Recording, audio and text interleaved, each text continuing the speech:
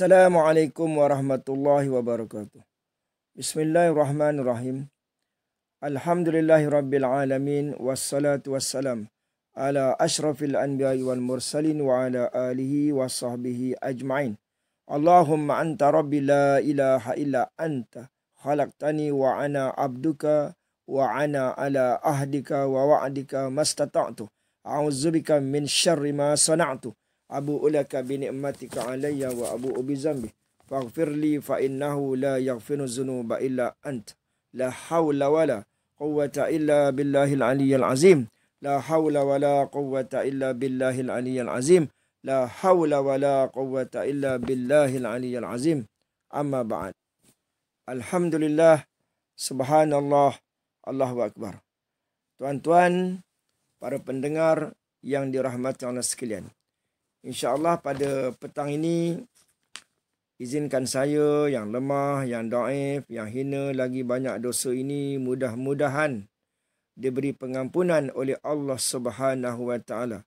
Dan mudah-mudahan tuan-tuan yang menonton, yang mendengar apa yang akan insyaAllah saya sampaikan pada petang ini, diberikan barakah, diberikan rahmah, hidayah dan taufik yang sempurna insya-Allah. Tajuk yang akan saya bawa pada kali ini ialah berkaitan dengan Fatah At-Tamimi, iaitu sejarah sihir berlarutan sehingga hari ini, iaitu akhir zaman. Sihir versus karamah. Sihir lawan dengan karamah. Siapa yang menang? Bismillahirrahmanirrahim. Mudah-mudahan apa yang akan saya sampaikan daripada awal hingga akhir diberi barakah, dilancarkan pertuturan saya insya-Allah. Tuan-tuan, para hadirin hadirat yang dirahmati Allah sekalian. Sejarah sihir adalah sejarah yang tertua semenjak wujud manusia. Subhanallah. Di masa tidak ada kebangkitan Islam, digunakan oleh orang perseorangan. Apabila dia tidak suka seseorang, tapi ia berlaku sekali-sekala. Bila diperlukan oleh orang yang tertentu kepada musuh-musuhnya, tapi ia tidak selalu berlaku. Hanya berlaku sekali-sekala saja. Itulah sihir. Tapi di zaman kebangkitan Islam, iaitu kedatangan Rasul-Rasul membawa agama kebenaran, seperti zaman Nabi Musa AS, maka sihir itu dia membesar, dia merebak. Kerana apa tuan-tuan? Kerana digunakan oleh raja-raja di waktu itu, seperti Firaun. Maka tujuan raja-raja ini memelihara tukang sihir adalah untuk menunduk dan menakutkan rakyatnya, ataupun hendak menunduk musuh-musuh negaranya. Tetapi di zaman kebangkitan Islam, sihir-sihir itu ada pencabar-pencabarnya, iaitu mukjizat Rasul-Rasul di zaman itu.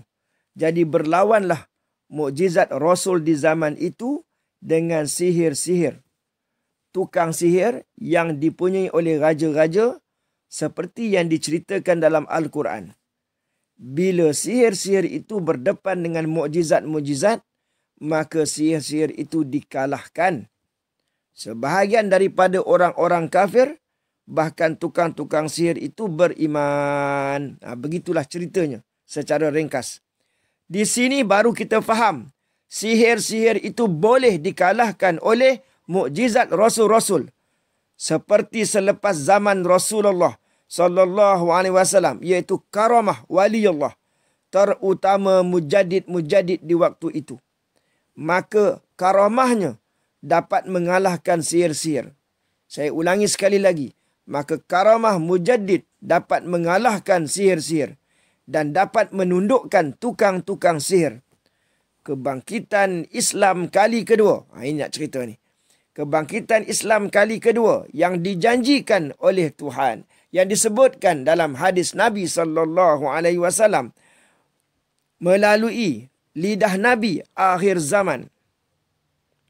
Sekali lagi sihir-sihir itu berkembang dan diamalkan secara lumrah oleh musuh-musuh Islam, terutama Yahudi dan Kristian, yang menjadi musuh Islam pertama dan utama.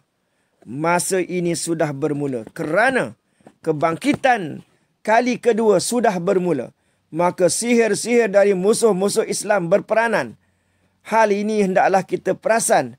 Tetapi dengan rahmat Tuhan, ada pencabarnya dari pejuang-pejuang Islam.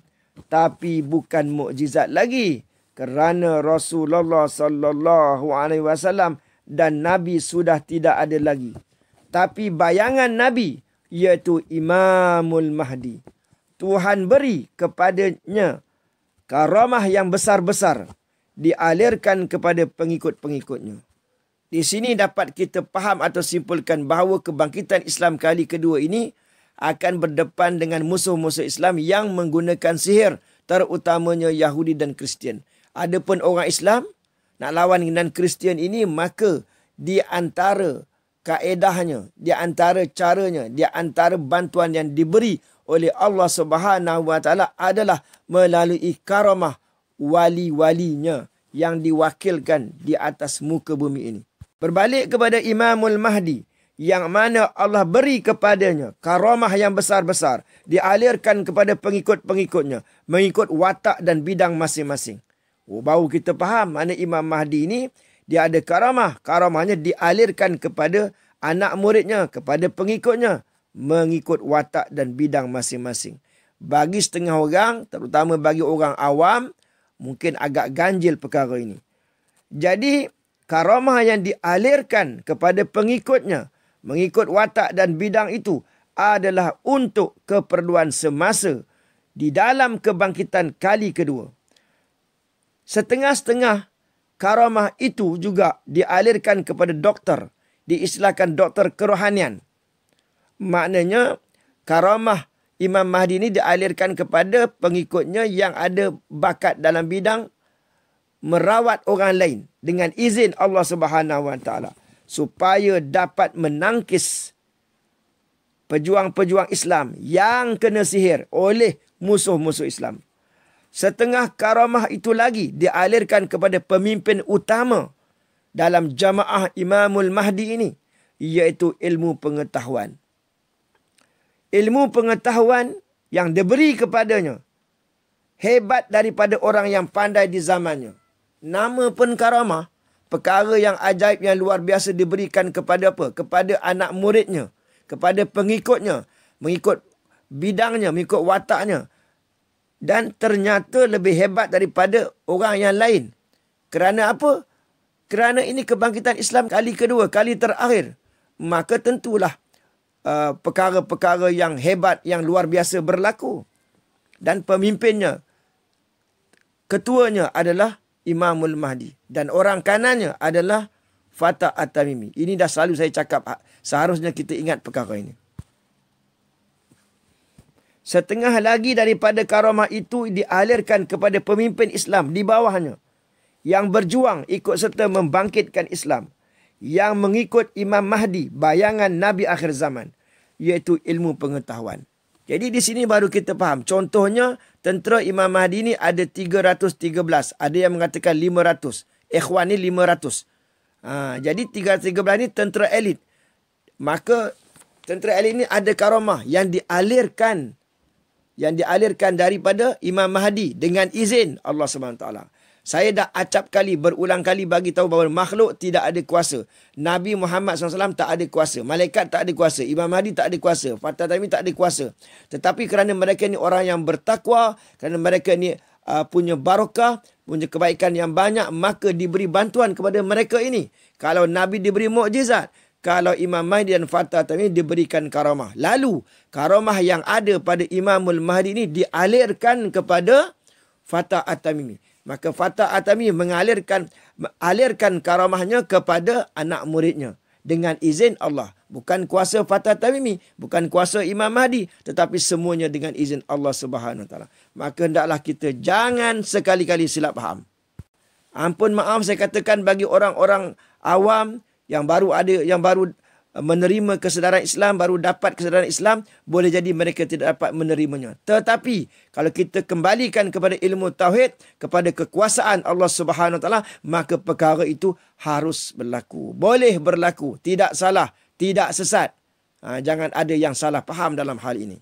Berbalik kepada tadi bahawa Imam Mahdi tadi adalah merupakan bayangan Nabi akhir zaman. Ya, akhlaknya disebut dalam hadis, akhlaknya 100%. Masya Allah. Allahu Akbar. 100% akhlaknya. Sama dengan Nabi Muhammad sallallahu alaihi wasallam. Walaupun paras rupanya tidak sama dengan Nabi, tapi tetaplah handsome, tetaplah cantik. Hero akhir zaman, kenalah lawa. Bukan begitu? Jadi ilmu pengetahuan yang diberi oleh Allah Subhanahu Wa Taala kepada Imam Mahdi dan dialirkan kepada muridnya, pengikutnya ini, setidak-tidaknya mudah ilmu itu dapat dipahami. Setengah karamah Imam Mahdi itu dialirkan kepada pengikut-pengikutnya yang asalnya dia tidak tahu di dalam bidang penulisan. Kemudian diberi kepandaian di dalam penulisan. Setengah orang itu kerana karamah Imam Mahdi yang diperolehi, dia pandai di bidang perniagaan. Setengah mereka dialirkan karamah Imam Mahdi, pandai dan petah dalam percakapan. Setengah karamah Imam Mahdi itu lagi dialirkan pada seseorang itu seolah-olah dia ulama Islam. Subhanallah. Itu karamah. Macam-macam boleh terjadi sebab semuanya adalah kuasa Allah Subhanahu Wa Taala. Nak membangkitkan Islam di akhir zaman, semua bidang sempurna insya-Allah. Maknanya tidak ada yang boleh mengalahkan Islam. Al-Islam ya'lu wa la yula alih. Islam itu tinggi dan tidak ada lebih tinggi lagi daripada Islam. Au kama qala. Begitulah gambarannya setiap orang yang taat setia pada pemimpin di akhir zaman. Sama ada pada putra Bani Tamim, Fatah At-Tamimi, atau pemuda Bani Tamim, atau Al-Mansur, atau Shu'aib bin Saleh, ataupun Amir bin Umara. Jadi putra Bani Tamim ini didahulukan sebelum Imam Mahdi. Maknanya sebelum Imam Mahdi zahir terlebih dahulu Fatah At-Tamimi yang telah pun berperanan puluhan tahun sehingga akhirnya sebuah negara di Nusantara menyerahkan kuasa negara, menyerahkan daulah kepada putra Bani Tamim, bukan orang politik, dengan cara aman. Bukan dengan cara demokrasi, bukan dengan cara menjatuhkan orang, bukan dengan cara perang, dengan cara aman dan kasih sayang. Semuanya reda, majoritinya reda. Sikit sangat yang hasad dengki. Yang tu kita letak sebelah. Jadi di zaman putra Bani Tamim, lebih-lebih lagi zaman Imamul Mahdi, setiap orang itu ada habuan dapat karamah Imam Mahdi. Dengan tujuan semata-mata membangkitkan Islam di akhir zaman. Artinya, setiap orang yang terlibat dengan jamaah kebenaran, maka dia ada kelebihan-kelebihan dia yang tertentu, yang mana dia guna pakai insya-Allah untuk Islam, untuk meninggikan kalimatullah la ilaha illallah. Apa yang telah saya perkatakan ini, kalau kita prihatin, apa yang telah disebutkan tadi, kalau kita prihatin, sudah terjadi karamah Imam Mahdi itu pada jamaah perjuangan di akhir zaman yang sekarang ini ada, di mana jamaah kebenaran di akhir zaman ini, yang mana musuh-musuh Islam, yang mana orang yang berhasad dengki, orang yang salah faham, yang nak menjatuhkan jamaah kebenaran ini tidak dapat memudaratkannya sebab dia jamaah kebenaran. Sebagaimana jamaah Nabi SAW mungkin diizinkan sementara untuk menyusahkan, tapi tidak boleh lumpuh. Tapi mereka tetap terus relevan, berkembang secara global dan terus relevan sehingga akhirnya mereka diberi kemenangan oleh Allah Subhanahu Wa Taala. Jadi karamah Imam Mahdi ini telah berlaku pada jamaah perjuangan di akhir zaman, iaitu jamaah Fatah At-Tamimi. Itu yang sebenar-benarnya. Percaya atau tidak percaya, itulah faktanya. Ini baru peringkat jamaah belum lagi peringkat daulah. Maknanya di peringkat jamaah sudah ada bantuan, boleh berkembang, maju. Walaupun ramai berhasad dengki, salah faham, menuduh sesat dan sebagainya, tapi terus berkembang, tuan-tuan sekalian. Jadi karamah Imam Mahdi di peringkat daulah nanti dialirkan lebih besar lagi. Ini networkingnya. Maknanya Fatah At-Tamimi dapat karamah daripada Imamul Mahdi. Imam Mahdi ini dapat mukjizat daripada Nabi Muhammad SAW. Nabi Muhammad SAW ini mendapat segala-galanya dari Allah Subhanahu Wa Taala. Ini networkingnya. Maka setiap satu tahap itu tidak berlaku syirik.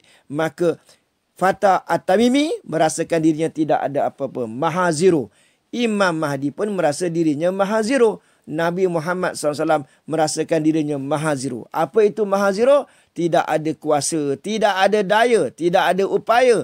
Melainkan semua dengan izin Allah Subhanahu Wa Taala. La hawla wa la quwata illa billahil aliyyil azim. Inilah maknanya tauhid. Maknanya yang menggerakkan kita, yang menggerakkan semua orang untuk berbuat baik. Semuanya dengan izin Allah. Sebab itu Al-Quran menyebut, Wallahu khalaqakum wa ma ta'malun. Dan Allah yang menjadikan kamu dan semua perbuatan kamu.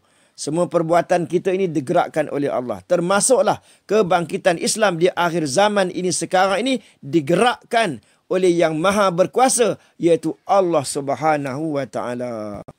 Dan berbalik pada karamah Imam Mahdi yang dialirkan kepada jemaah kebenaran. Nanti di peringkat daulah lebih banyak lagi. Lebih lagi. Setelah lahirnya Imam Mahdi, yakni setelah zahirnya Imam Mahdi dari alam ghaib, maka karamah Imam Mahdi lebih besar dan terserlah. Kerana apa? Hendak berhadapan dengan sihir Dajjal di akhir zaman. Kalau pejuang-pejuang Islam, terutama orang-orang yang berperanan di dalam perjuangan, tidak ada kelebihan mengikut bidang masing-masing. Katalah yang namanya pejuang Islam, yang mendakwa pejuang Islam, yang declare pejuang Islam, yang kononnya memperjuangkan Islam, tapi tak ada kelebihan. Bidang apa pun tak ada. Makna dia tidak mendapat karamah daripada Imam Mahdi. Iaitu pengganti Nabi di akhir zaman tidak ada. Pengganti Nabi di akhir zaman tidak ada. Pengganti Nabi di akhir zaman tidak ada. Tapi didatangkan Imamul Mahdi, Mujaddid yang terakhir, Mujaddid kurun yang ke-15, dengan karamahnya. Maka sekiranya kita ini pejuang Islam, tidak ada kelebihan apa-apa pun tak ada, maka orang itu atau kita hendaklah muhasabah diri. Apa yang tidak kena pada dirinya? Apa yang tidak kena pada diri kita? Kelebihan apa pun tak ada. Jadi sama ada orang itu asaib atau ikhwan, semua ini adalah wali. Semuanya mempunyai kelebihan-kelebihan yang tersendiri. Kalau kita nanti, kalau mereka nanti taat setia kepada pemimpinnya, sama ada Fatah At-Tamimi ataupun Imamul Mahdi, mestilah insya-Allah karamah Imam Mahdi dialirkan kepadanya sesuai dengan peranannya di dalam perjuangan. Maka tuan-tuan yang dikasihi dan dirahmati Allah sekalian, maka di sini dapatlah kita simpulkan bahawa pentingnya kita ini untuk daripada sekarang ini baiki diri, baiki solat kita, baiki akhlak kita, perbaiki semua sudut kehidupan kita, diri kita, anak kita, keluarga kita, ahli-ahli kita, kaum kerabat kita, jamaah kita. Nasihat menasihati, kita bantu orang yang susah, kita mendoakan semua umat Islam, kita ampunkan dosa semua musuh-musuh kita, kita bersangka baik terhadap sesama makhluk, dan lebih-lebih lagi wajib kita berbaik sangka dengan Allah Subhanahu Wa Taala, dan kita senantiasa bertaubat, hari-hari bertaubat. Moga-moga bila zahirnya Fatah At-Tamimi dan bila zahirnya Imamul Mahdi, insya-Allah taubat kita telah diterima, telah diampunkan oleh Allah Subhanahu Wa Taala. Mudah-mudahan, tidak mustahil, walaupun susah, hampir mustahil nak jadi tentera Imamul Mahdi tu, hampir mustahil, susah. Kerana dia tidak bergantung kepada amalan, bergantung kepada syafaat, bergantung kepada rahmat kasih sayang Tuhan.